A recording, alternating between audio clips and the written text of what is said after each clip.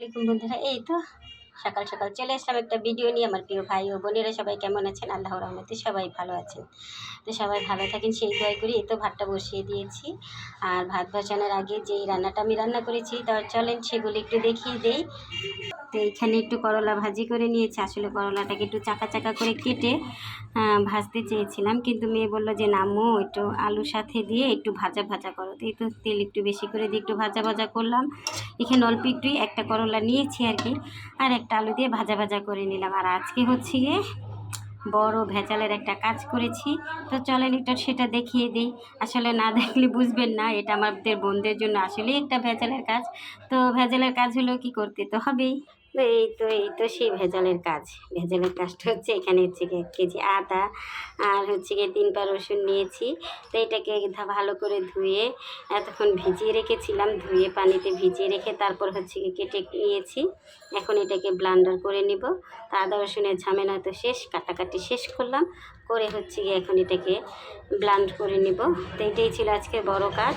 তো এটাকে শেষ করলাম, আর ভাত তো চুলাতে ভাতও হয়ে যাবে। আর চলেন কি রান্না করলাম সেটাও একটু দেখিয়ে দিই। আর এখানে হচ্ছে গিয়ে লাউ দিয়ে শোল মাছ দিয়ে রান্না করেছিলাম। আসলে শোল মাছ বেশি ছিল না, লেজা আর মাথাটা ছিল, আর সাথে 2 টুকরো ছিল। তো এটা দিয়েই আর কি করব, বেশি করে টমেটো ধনিয়া পাতা দিয়ে একটা লাউ দিয়ে তরকারি রান্না করে নিলাম।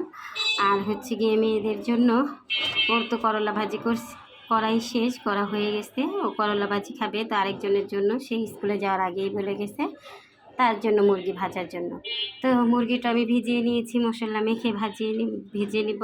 আর এখানে হচ্ছে কি যে বললাম না, বেশি করে টমেটো দিয়ে লাউটা রান্না করে নিয়েছি। আসলে লাউটা দেখে এত পছন্দ হয়েছিল, স্কুল থেকে আসার সময় নিয়ে এসেছি।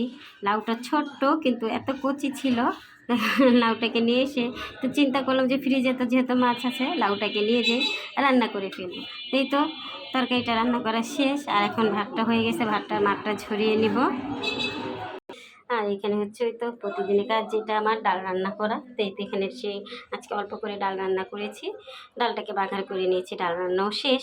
এখন হচ্ছে গিয়ে সব কাজকর্ম শেষ, ভাতটাকে মাছ ঝরতে দিয়ে আমি চলে যাব হচ্ছে গিয়ে আদা রসুনটা ভাঙানোর জন্য। তো ডালটাও তো আমার রান্না শেষ, এখন হচ্ছে গিয়ে যে আমি একটু আদা রসুনটা ভেঙে নেব।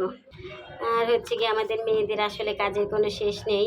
আমাদের গৃহিণীদের একটা না করলে আরেকটা কাজ থেকেই যায়। ওই তো সকালে থালা বাসন ধুয়ে নিয়েছি, আর ভেজালের এই কাজটাও শেষ করেছি। এখন মাঠটাকে ঝরিয়ে এটাকে ভেঙে একটু ফ্রিজে রেখে দেবো, তো কাজকর্ম আর কি শেষ হয়ে যাবে।